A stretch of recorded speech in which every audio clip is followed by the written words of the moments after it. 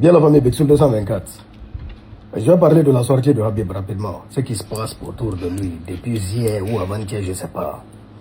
Vous voyez, ça fait pitié. Sur la toile ici, il y a beaucoup de personnes qui sont assises. Oui, oui. Ils t'attendent au tournant. Ils te regardent, ils t'observent.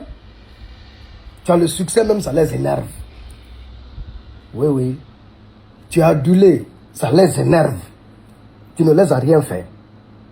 Mais le simple fait que tu sois au sommet, ça gâte leur cœur.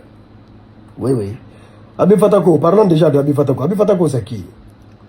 Habib Fatako, c'est le king pastoral. C'est-à-dire, sur toutes les personnes qui chantent de la musique en poula, de la musique traditionnelle Peul, je précise, de la musique traditionnelle Peul surtout, c'est le meilleur. C'est le meilleur du moment. Il n'y a rien à dire. Je ne sais pas si vous comprenez. Et c'est un digne ambassadeur de la langue Peul à travers le monde, voyez-vous. En fof en jentodi yewtere o siɗɗo meɗen ɗo Big Soul ko adi kon noon taho mi tentenno moƴƴa mi précisa ina wi mi wonma e ɗaɓɓirde na abonné fiita ɗum ɗo yahu ka fondoma ma ka salama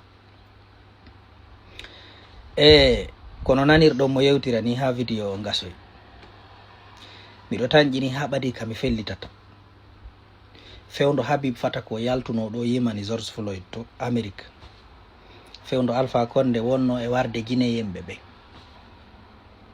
kanko Big Soul o wonno premier ma deuxiéme adiɓe wadde ɗo vidéo fi Habib Fatako critique mo kanko Big Soul e nder kunta hum dumunde hum ɗo o sanzi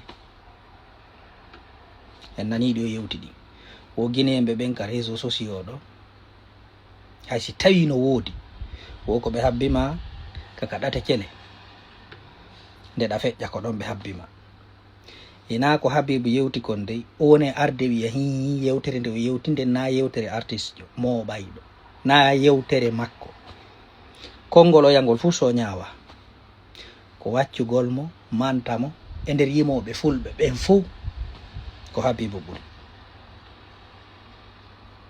on andi ɗo kanko ko waccugol o yaw woni gollal ngal yimɓe ɓen haali e hoore Habib ngal miɗo tanƴini ha ɓadi ka mi fellitata ko kanko Habib tigi o yaltini ka kara makko ka hunduko makko ko ɗum ɗo yimɓe ɓe woni e yewtude e hoore makko goto fefindaki ɗo hiɗa yewtude fi jawdi yimɓe ɓen no añanimo ino monanimo ɓa o resisi ni e ni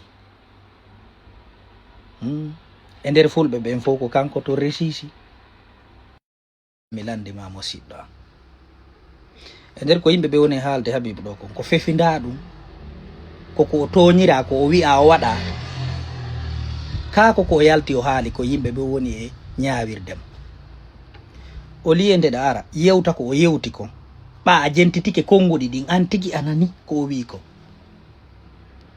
a jentitike ha henanima kono na ko o yewti ko wonɗa e ñawde innugol Habib ɗen weldi ɗen naɓiti ɗen yiɗidiri miɗo yiɗuma gollal ma ngal no welanmi kono noon hikka konngol mangol a falji hinani ko onon noon wo woni e noddude fi yo guinéɓe ɓen fof yiɗidir yo tamodir yo mottodir wo hanki ha hande toriki Allah mo kala ko miiji ko yo Allah yoɓu ɗum komi miiji kon mi yo Allah yoɓan ko miijiɗa ko yo Allah yoɓe mo kala ko miiji kon yo Allah jonnutumo inno amin par ce que kon daalde ɗo fi jalousie yimɓe ɓen no habbimo ka tourna nini guiné ina ɗum woni débat on hande komin monanimo wo ko Allah hokkimo ko mo wondi e mum ka ina e makko kadi fuɗɗi si tawi hi a sappike meɗen monanimo yo Allah ñawirmen ko woni ga kon ga yo Allah jonnutumen annuyiji amen ɗin kala monaniɗo Habib Fatako sabu jawdi makko ndin sabu succès makko darja makko torki Allah yo jonnutomo yiltuto e hoore on tigi komin wi komin irritoto ko o mari kon fof ko fulɓe Fuuta ɓen jonni mo un point un trait fulɓe Fuuta ɓen concert ji makko ɗi galleji makko ko mari fof ko barki Allahu on e fulɓe Fuuta ɓen. An kadi goy ko ɗum, min kadi ko ɗum kadi. Hande ɗa yewtande Afrique fof, ɗa yewtande aduna on fof, o vidéo ma normalement koye pular duwanoɗamo wadde, par ce que ɗa andi Habib mi wawi wonde ara mo nana, kono ko addi ya yewto e français déjà goɗɗum no ɓawo ton, ko sappanagol woɓɓe goo, ko woɓɓe goo humpa andude ko ɗum ɓe jokkiri o siɗɗo maɓɓe ɗo,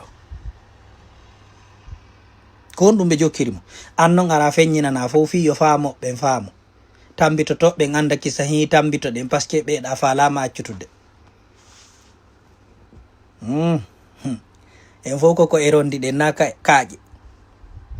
Si pullo yewti pullo famay, vidéo ma on koye pular hanoɗamo wadde, pular, par ce que ko falɗa adressade koye Habib, ko falɗa adressade fewtinde konngol, tuugude honndu koye fulɓe ɓen, par ce que ko ɓen haalimo ɗo, na sosoɓe, na maninka ɓe, na forisi ɓen, ko fulɓe ko ɓen hanoɗa yewde pular. Si a hiya haali français pullo Fuuta ko nanowo français e jannguɗo français e monanta français, kono fof pulal ngal ɓe nana. Sa yewti e français no wodi mo falɗa sappade, yo Allah faw en jang. Alhaali o meɗen renigoy, mi feññintina fahin, min ɗaɓɓirtama vie, min ɗaɓɓirtama abonné. Kala mo naniɗo ma sabu viji ma ɗin an Big Soul ma abonné ɓe ma ɓen ɗo, yo Allah jonnutumo ko ɗum. Kadi ko on tigi mo nanima o a wonda e maɓɓe, sa créi